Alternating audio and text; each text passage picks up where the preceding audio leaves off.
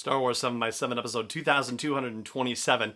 Today, another installment of What to Watch Now, and we're going to talk about Willow, the movie from 1988, directed by Ron Howard. There's a good reason why, and it has to do with something that's actually happening in development right now. Punch it!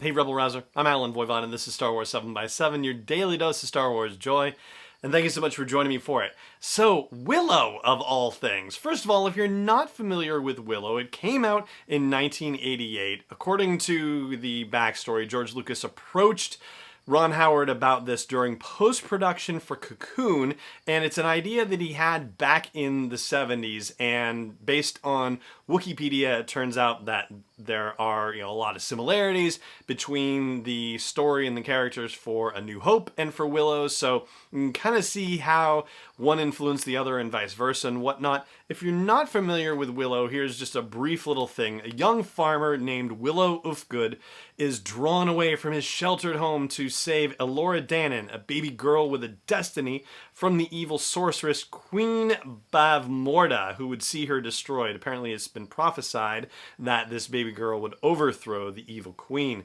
Willow is aided by the disillusioned master swordsman Madmartigan, who has turned to a life of roguery after the fall of his kingdom to the evil queen, and the sorceress Fin Raziel, who has been turned into a muskrat by Bavmorda. They're initially thwarted but later joined by the queen's daughter Sorsha. And Willow himself is played by Warwick Davis. Yes, that Warwick Davis, Wicket W. Warwick, as well as many other characters beginning with the name W in a variety of Star Wars movies. Now, why am I talking about Willow on a Star Wars podcast? Well, as it turns out, there are connections between Willow and the Star Wars universe. For example, this Queen Bavmorda is actually, sort of similar in appearance and ability to a Night Sister. Night Sisters we were introduced to in the Clone Wars. Instead of using the Force, they use what is referred to as magic, which is discussed in Return of the Jedi, and is the word that's used to describe the abilities of the Night Sisters. It's not that they are actually directly using the Force in the same way that the Jedi and Sith are, but that they are very in tune with nature, and it allows them to access the Force in a similar fashion.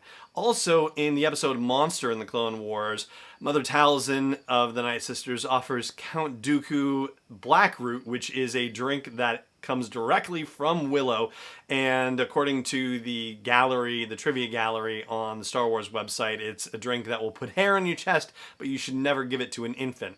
But that's, minor trivial stuff. Here is Clone Wars creator and Mandalorian executive producer Dave Filoni talking about particularly an episode of the Clone Wars and characters that appear in it and their connection to Willow. Star Wars is based on a lot of mythic archetypes, and in the kind of naive realm of even in the fairy world, the Red Riding Hood world, the Sleeping Beauty, the Cinderellas, there are these characters that are fairy-like, and they seem to be a bit more magical than the rest of the world. And R2 and 3PO are the ones that can have contact with this world. I mean, in a different way of looking at it, Yoda would seem magical to R2 and 3PO also. Now you say, well, but that's because he's a Force user.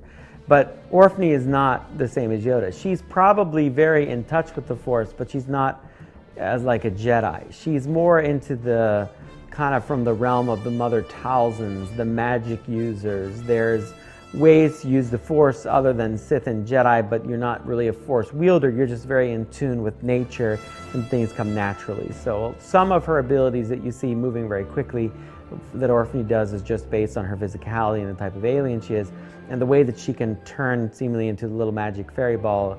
That's a little bit more of the kind of magic we see the Night Sisters using, but Orphany's more on the good side of it than the bad side of it. So in a way, it allows for even the world of Willow that George created, and you see some of the magic users there, the brownies and whatnot.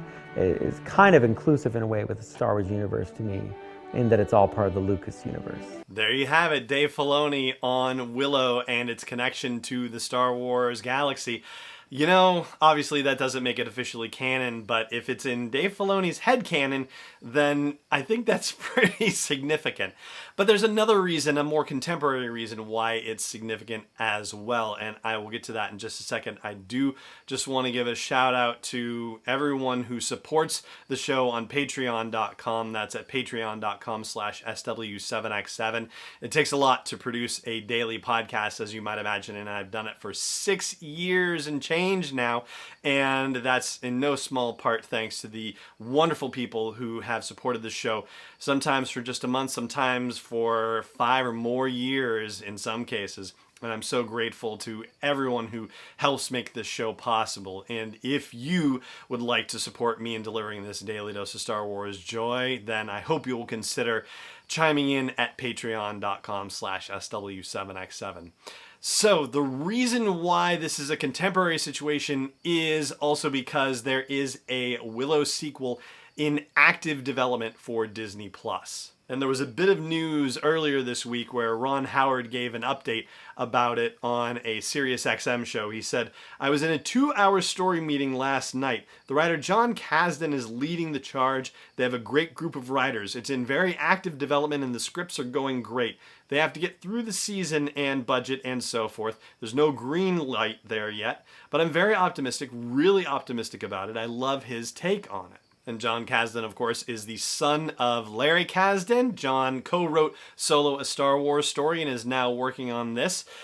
This is a big deal because it takes money to develop a project, and they have a whole team of writers hired for this. So there is an investment. Just because the series isn't greenlit yet, yeah, I know that matters. It needs to be greenlit for it to go forward, but someone has invested a chunk of money to develop this, which means that there is active belief, and somebody is putting, or many somebodies are putting their money where their mouths are to make a Willow sequel a reality. And if it does get a green light, then it turns out that Warwick Davis himself will be reprising his role as Willow. So that is pretty exciting news. Yeah, again, assuming budgets and all that stuff too. But anyway, so I personally have never seen Willow, or at least if I have, I don't remember it at all. So I am looking forward to checking it out myself. It is 32 years old now, so I guess we'll have to see how well it holds up. But apparently, you know, there is a passionate fan base for the movie, and it is close to Dave Filoni's heart as part of the Lucasverse, as he calls it. So yeah, let's check it out and see what we think.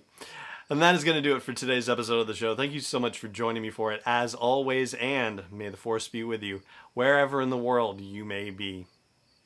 Star Wars 7x7 is not endorsed or sponsored yet by Lucasfilm Limited, Disney, or 20th Century Fox, and is intended for entertainment and information purposes only. Star Wars, the Star Wars logo, all names and pictures of Star Wars characters, vehicles, and any other Star Wars-related items are registered trademarks and/or copyrights of Lucasfilm Limited or their respective trademark and copyright holders. May the Force be with them. All original content is copyright 2020 by Star Wars 7x7. We hope you love it.